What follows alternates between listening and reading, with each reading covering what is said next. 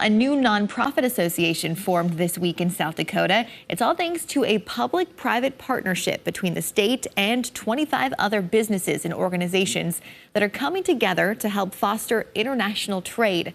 How South Dakota Trade hopes to help more local companies reach a global audience. In tonight's Your Money Matters. 27,000 jobs in the state of South Dakota are directly supported by exports. And so on top of that, about 10% of our state's economy is also tied to international trade. While it's already a significant impact, South Dakota Trade President and CEO Luke Lindberg knows there's a huge potential for more companies in the state to expand into international trade. Many of them just need that first helping hand to get over the hump of, it sounds a little scary, and how do I do this effectively? And that's where South Dakota Trade comes in. Producing a product and getting it to the world marketplace is complicated.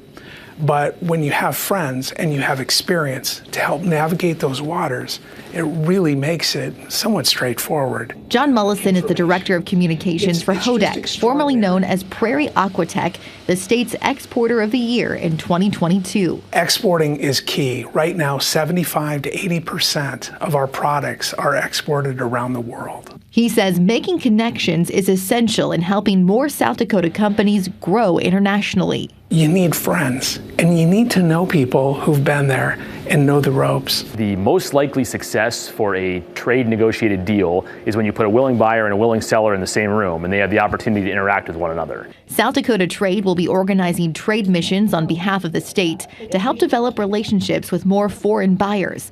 But they're also working to provide exporting education and consulting to help businesses get started with international trade. So they get both the education they need on how to, but also a real game plan that says this is where I need to export to and how I can identify the right markets for my specific product.